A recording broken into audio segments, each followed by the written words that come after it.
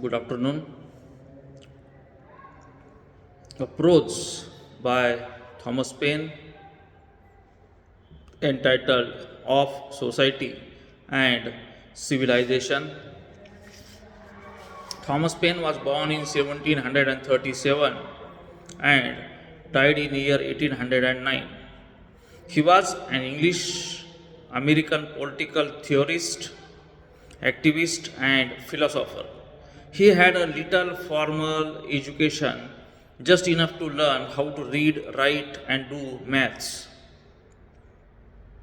Every job he tried, he either failed at or was dissatisfied with. He met Benjamin Franklin in London just as things seemed bleak, and Franklin persuaded him to pursue his fortune in America.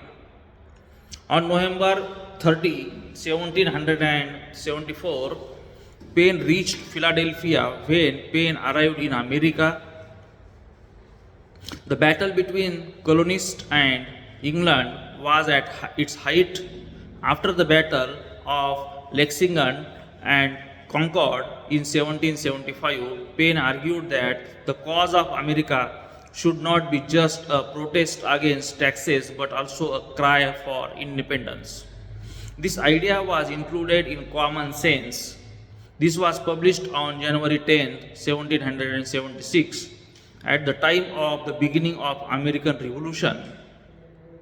Within a few months, more than 5 lakhs copies of the 50 pages pamphlet were sold. Common Sense did more than any other single publication to set the stage for the Declaration of Independence, which was approved by all states on July 4, 1776. His other notable works were The Rights of Man and The Age of Reason. This is the primary information about the Thomas Paine. Now we have to move towards our text of Society and Civilization. Of Society and Civilization was published in 1792 in The Rights of Man by Thomas Paine. In order to comprehend how the natural rights of man started, Paine spends a significant amount of time in the book examining the beginning of institutions like society, culture, and government. Without a government, according to Paine, humanity may coexist in peace because of the mutual dependence and reciprocal interest which man has upon man. Men must learn to live in peace and consider each other as comrades rather than adversaries. Because of their mutual dependency, the government is the one which makes opponents so it may make money from conflict. By outlining what the government performs and whether it is essential, Paine is more concerned about the philosophical roots of the institution's motivation. All the society's fundamental principles, according to Paine, are natural laws to maintain the rights of man. Here, our writer Thomas Paine speaks about the natural rights of man. He speaks about the significant amount of time for the nation.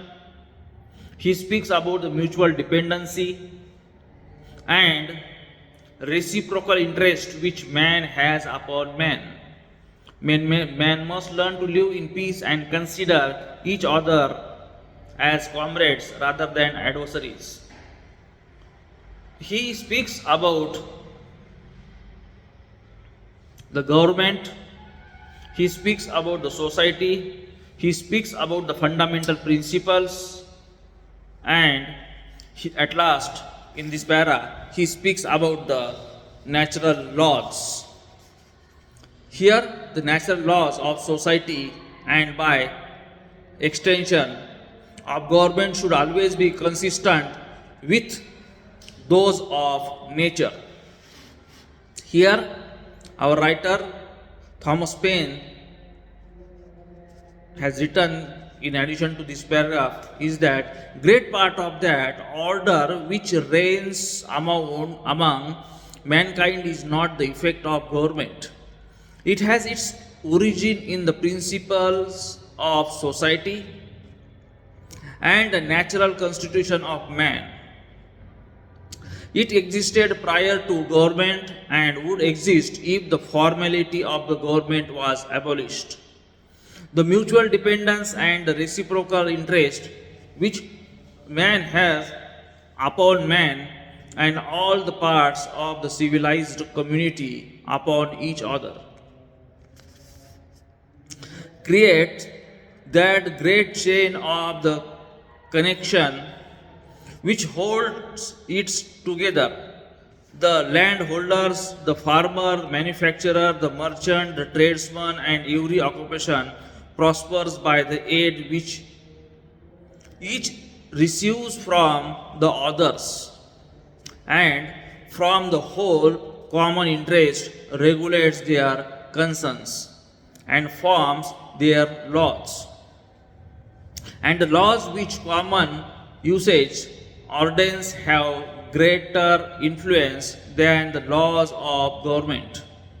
In fine, society performs for itself among everything which is described.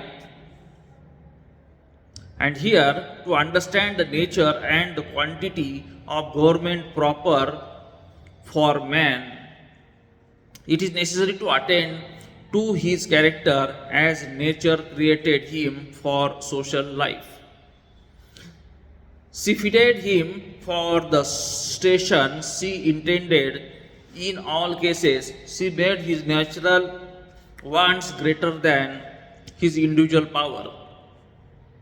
No one man is capable, without the aid of society, of supplying his own wants, and those wants acting upon every individual impel the whole of them into society as naturally as gravitation act to a center.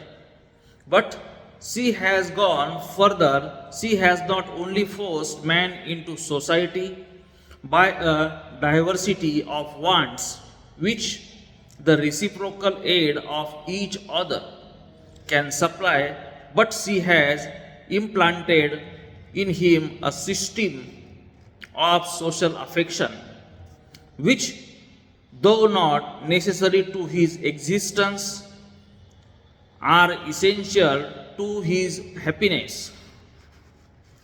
There is no period in life when this love for society ceases to act. It begins and ends with our being. If we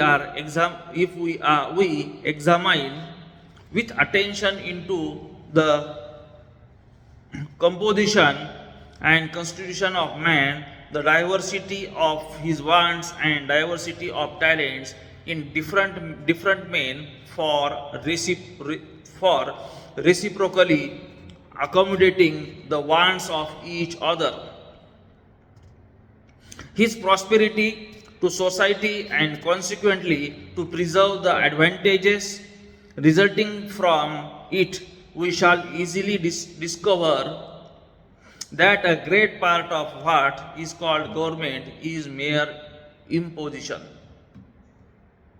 Government is no further necessary than to supply the new cases to which society and civilization are not conveniently competent, and instances are not wanting to show that everything which government can usefully add thereto has been performed by the common consent of society without government. Here, in addition to this one, for upward of 2 years from the commencement of the American War, and to longer period in several of the American states there were no established forms of government. The old governments had been abolished and the country was too much occupied in defense to employ its attention in establishing new government. Yet during this interval order and harmony were as inviolates as in any country in Europe. There is a natural aptness in man, and more so in society, because it embraces a greater variety of abilities and resources to accommodate itself to whatever situation it is in. The instant formal government is abolished and society begins to act, a general association takes place and common interest produced common security. Here, while speaking about the society and the civilization, our writer Thomas Paine here speaks about natural rights of man. Paine spends a significant amount of time in the book examining the beginning of institutions like society, culture, and government. Without government, according to Paine, humanity may coexist in peace because of the mutual dependence and reciprocal interest which man has upon man. Men must learn to live in peace and consider each other as comrades rather than adversaries because of their mutual dependency. Here, according to Thomas Paine, to understand the nature and the quantity of government proper for man, it is necessary to attend to his character, as nature created him for social life. She fitted him for the station she intended in all cases. She made his natural wants greater than his individual powers. In all cases, she made this his natural wants greater than his individual powers. Paine explored the idea that government based on true justice should support not only mankind's nature or natural rights but also its civil rights. Here, while speaking about this, he also added about the civilized man, he also added about the constitution of man, law of society, coexistence of humanity, and want of happiness. Here, such part is here for our in our text. In the last para, which we have seen earlier, where the commence after the 2 years from the commencement of American War,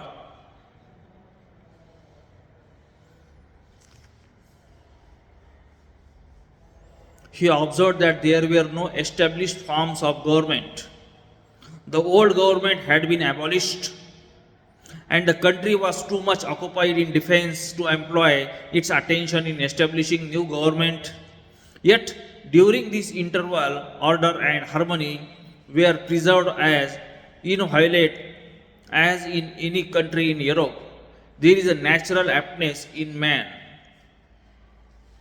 and more in society because it embraces a greater variety of abilities and resources to accommodate itself to whatever situation it is in. The instant formal government is abolished, the society begins to act, a general association takes place, and common interest produced common security. Such things, which are some of the initial paragraphs of the our prose of society and civilization, we have seen here. Remaining part of the same that is of society and civilization. We will continue in the next lecture. With this, I conclude. Okay, thank you. Good day.